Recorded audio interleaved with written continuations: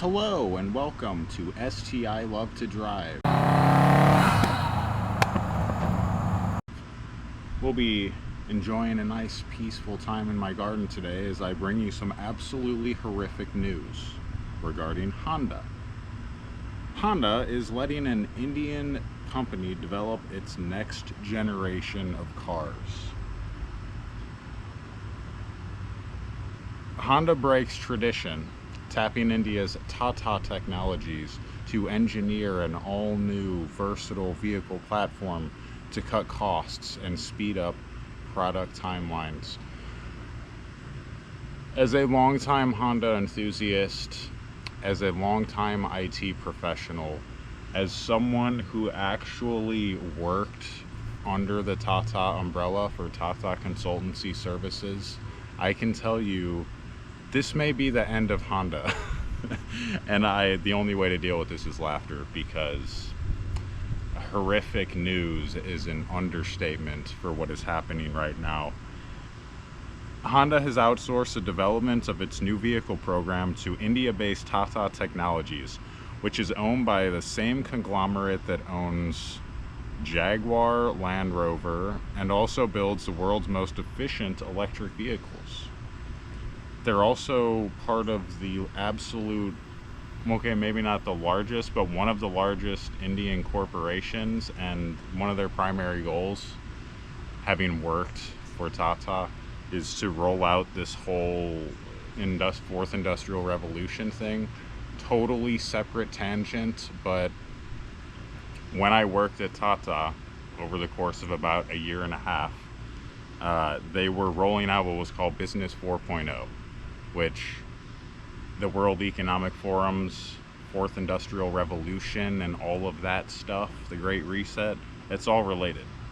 So again, separate tangent, maybe I'll cover that at a different time, but the decision marks a significant change in operations for the Japanese automaker, which has historically kept its core engineering and platform development in-house, or strictly within its legacy supplier network. Given Tata's history of being able to develop versatile vehicle platforms that can underpin both internal combustion and battery electric products, such as its own all-terrain ready Omni Energy and Geometry Scalable Architecture, or Argos platform, it makes sense for Honda to hand over development for its own multi-powertrain vehicle platform. The move comes as Honda overhauls its global product roadmap and seeks aggressive cost-cutting measures to address profitability following its first annual loss since its founding in 1948. Seeking to address profitability through cost-cutting measures. Okay, again, I was outsourced to Tata Consultancy Services after spending 5.5 years developing automation systems in order to reduce headcount for the company that was employing me. So let me break that down a different way. I was a network engineer, and management came to me and said, we need you to come up with 5 different processes that are designed to reduce human headcount requirements by X number. So I developed these processes and then saw, oh wow, they're trying to get rid of us, or at least like offload us to some other company, basically. So that's when I started getting into development and automation, and then joined the automation program at its foundation point. And then over the course of those 5.5 years or so, we were automating processes that each and every year resulted in people either being, their headcount was removed, or they were offered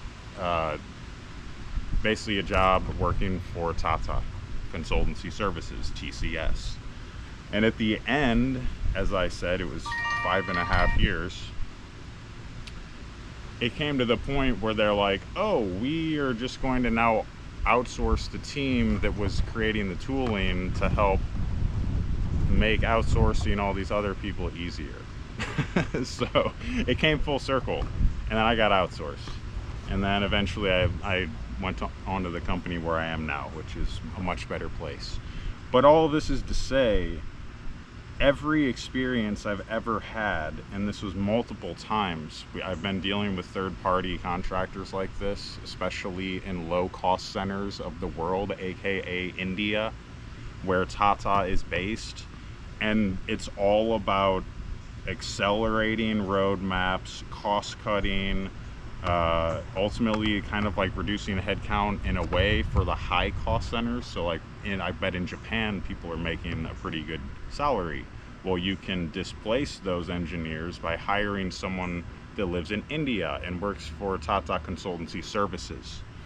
So this is not good, because I have basically never been a part or experienced any sort of integration like this with a third-party contractor where it lasted the term of the contract without some major issue or didn't result in some massive inefficiency, and this the failure of the notion that you can just throw a bunch of warm bodies at a problem and things will get better.